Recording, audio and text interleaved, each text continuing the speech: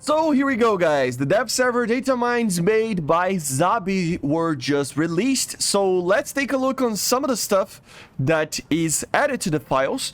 Stuff that, I mean, of course, we already some of them we kind of knew already. Hence the video that I did with basically showing some of the stuff, right? Before with the dev updated. Normally I show the actual stuff there that you can properly see. And then afterwards, I can show some other things, okay? Like the data mines normally find little things here and there that I wouldn't be able to notice before, right? So let's get into it. Before we actually get into it, look at this, guys. This is the sniper pod. Yes, it is here. It doesn't work, but yes, it is here. It's kind of bugged.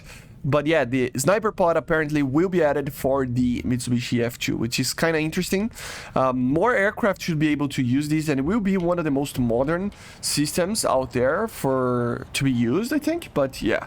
So while we are here with the F-2, the flight model got changed a little bit. So basically now, in a general sense, it will have a little bit, like slightly more overall induced drag. Induced drag, guys, is basically the drag that it's always there, right? Sometimes it's called a parasitic. Is that a word in English? We call it like that, like a parasite, right? It's always there.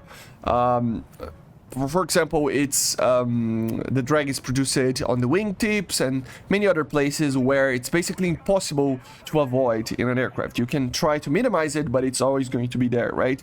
So they decreased that drag a little bit, so it should be a little bit faster, to be honest, on the max speed, but not by much, of course.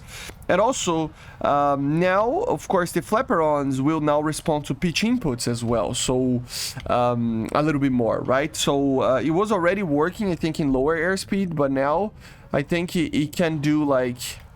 You can see that it's very small changes, like 5 degrees, but even in lower airspeeds, it will work, helping the aircraft be a little bit better on a turn. Yes, it will be better on a turn. I don't know if you can see it, but before it wasn't doing this. So pitch up, the flaps deploy a little bit. It's like 5 degrees, but it should be able to, of course, waste a little bit of energy, but also be able to be less, you know, compressed in the higher speeds, etc. Right? Overall, it will turn a little bit more.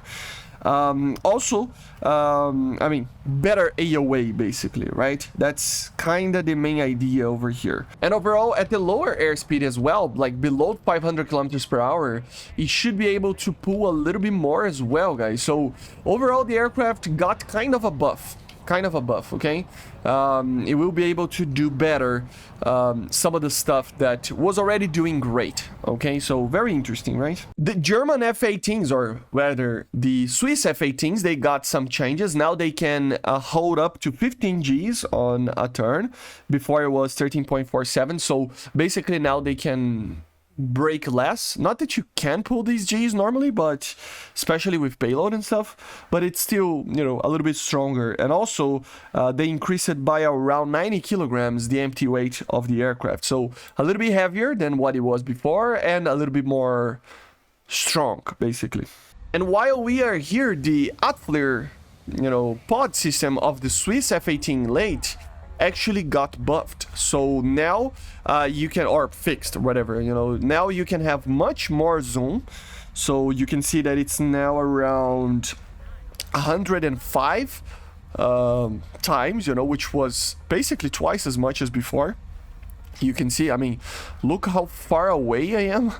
And I mean, I'm still able to, you know, see things from a very far distance. So now it's a little bit better, and the quality improved as well. I don't know if you noticed there, but the quality of the image improved from like a normal 800 by 600 to 1200 to 800 by 800 pixels, right? So a little bit more. It's not like third or fourth generation, you know, but it's still pretty good. Look how much zoom you have on this thing.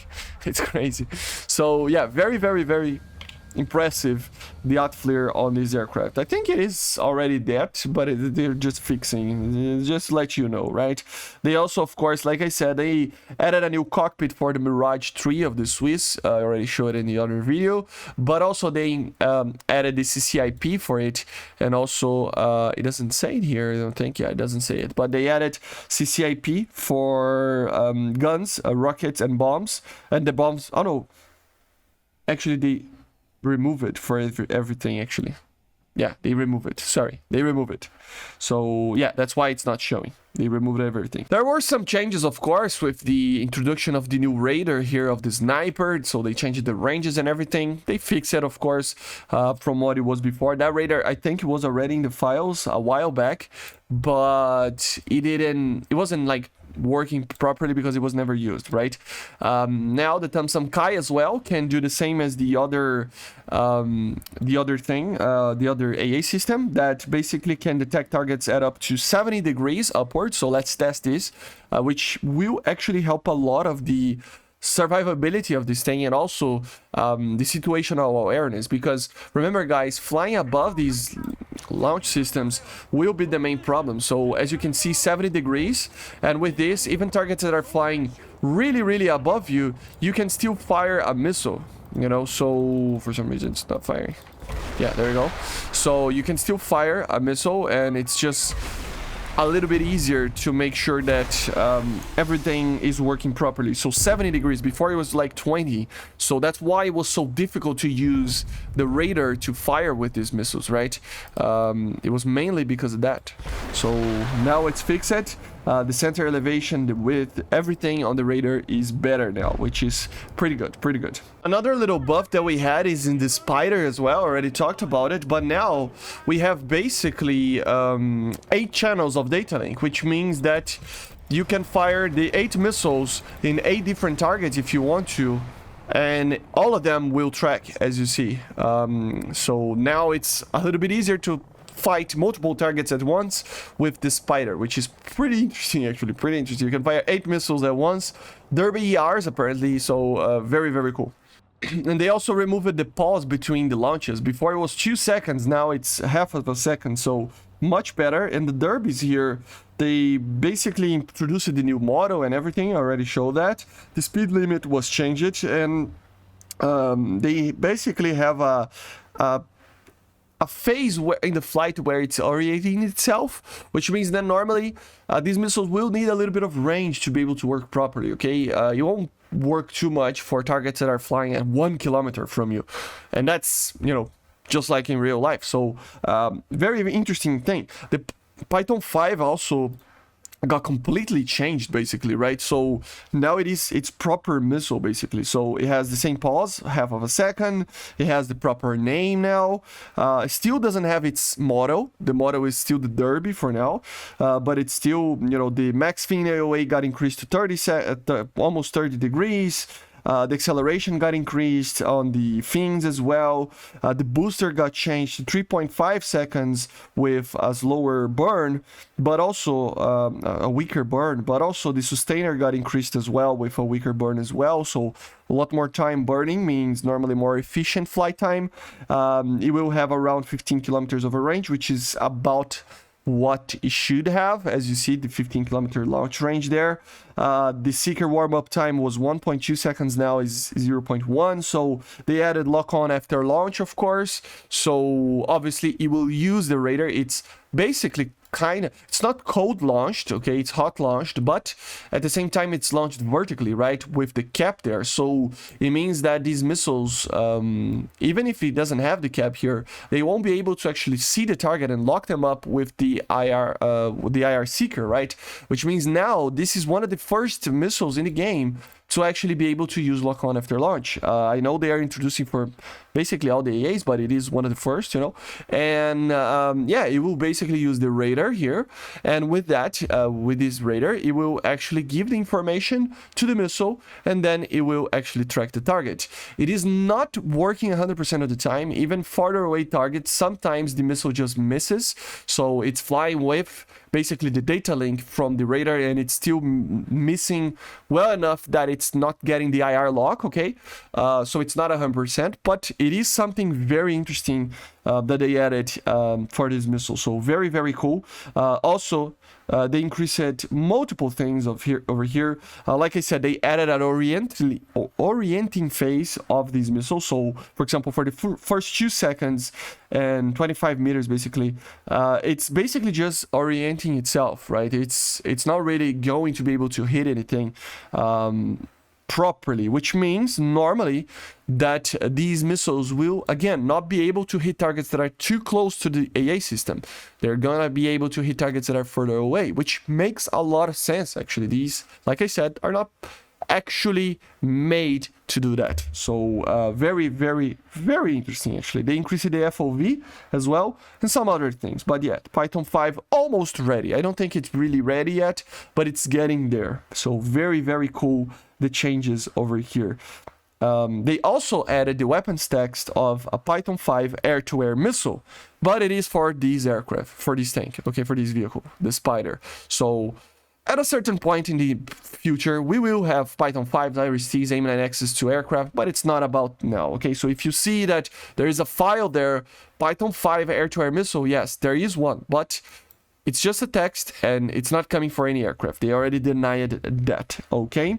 Another thing, the last thing that I wanted to show to you guys. So here we go, guys. See this? For some reason, I cannot get it to work to respawn there, but multiple new maps, including the Falklands, or multiple maps, including the new map of the Falklands, introduced carriers. And now they are indeed in the rotation. Here's a normal battle. This is a normal battle. And we are still having the carrier there, which is very, very cool. Another thing to consider here is that not only there will be carriers here, but they are fixing it. So, for example, in some maps, for example here, we could even have 2 carriers, 3 carriers, how many carriers you want, right? In smaller maps that don't have so much sea over here, there will be less carriers, for example. So, apparently they are taking down the number of ships and everything, right?